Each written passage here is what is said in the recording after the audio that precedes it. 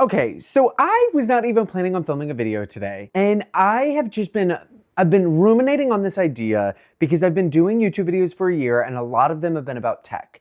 I actually was going to film this video reviewing a different smart clock. It's this smart clock by DreamEgg, and it's basically a cheaper version of the Hatch Restore 3 that just launched that I reviewed last week. But in reviewing this product, both of these products, something has become glaringly obvious that I cannot stop thinking about. While reviewing the DreamEgg smart clock, something that I was going to put in the review is that I actually like on the clock itself, there are a ton of different buttons. Like all of the functions are buttons. You don't use an app, it doesn't connect to your phone, it doesn't connect to the internet. And when I was going to compare the Hatch Restore to the DreamEgg, with the DreamEgg being half the cost, that was a benefit and a detractor, because if you're gonna pay a lot of money, maybe you want the device to be smart. And then something clicked. Something I missed in my Hatch Restore 3 video is the fact that you cannot set the alarm clock without your phone and without the clock being connected to the internet. It was something I really liked about the DreamEgg. My wake up time changes each morning depending on what my meetings are and depending on if it's the weekend. And with the Restore 3, I was having to open my phone or my tablet to like get in there, adjust the time. And it was just a moment where I paused and I was like, why in the world is my alarm clock connected to the internet? Why am I using my phone to set the time? Why is a device that has served one function its entire existence, it's been watered down and amplified at the same time? Like you can play sounds, you can have smart lights, you can have a smart alarm, you can do all of these different things. But then when it comes to just setting the clock and knowing the time, that requires like 4 extra steps it's never required before. Also, for the person who left the comment, the DreamEgg is great. I think it's a little expensive at $80.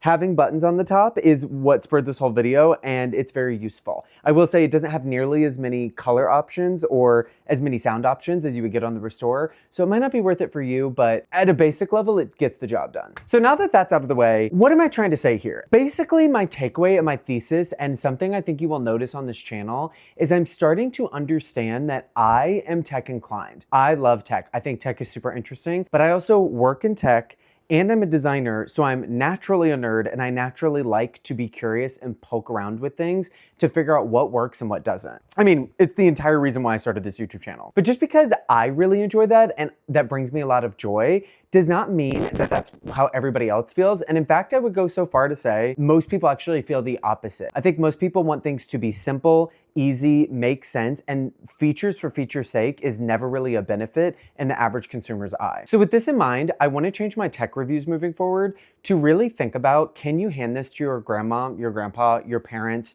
your best friend that knows nothing about tech, and will they enjoy the experience? Because if you are watching my videos or if you are looking up tech reviews, you already are interested in tech more than the average person. It's becoming more apparent to me that when companies like Hatch have created a relatively good product that is also really complicated to use, and at the end of the day is just supposed to be a clock, I think we've lost the plot a little bit. I think that we need to get back to thinking about the end experience for a user. This actually reminds me, total side note, we have been designing homes. If you go around a neighborhood with new homes, we've been designing homes for the people only who live inside of them, not for the people who experience them on the street.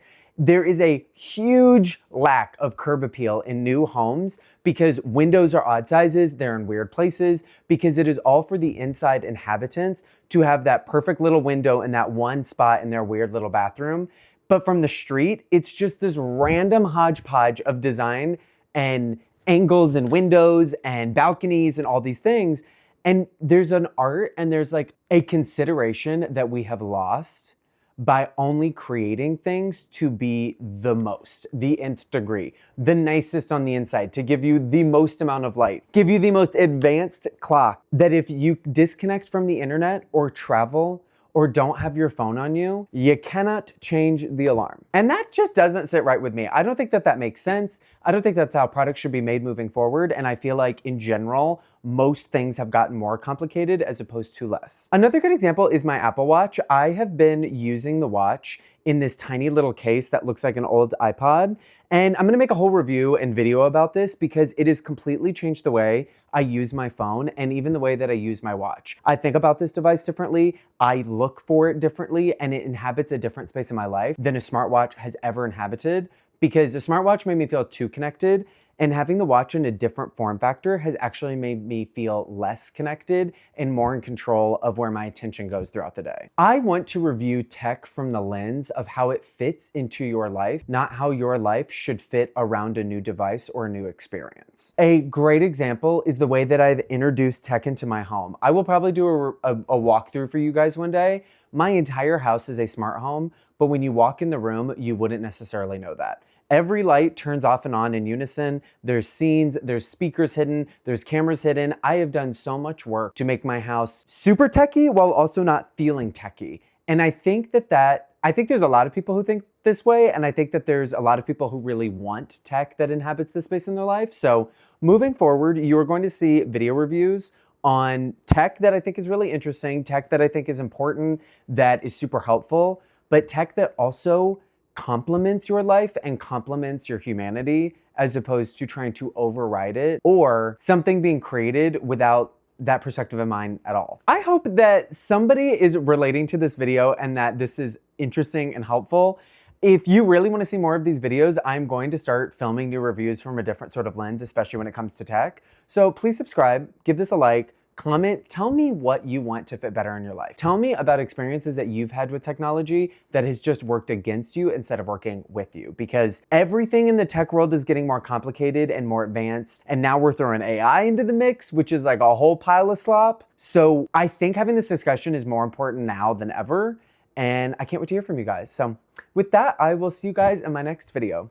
Also, shout out to the person who wanted me to review the Dream Egg. It's good. I don't know if it's worth $80, but reviewing this clock has like reset my whole mindset with tech and the content I want to make for you guys. So the comments you guys leave have more impact than you even know.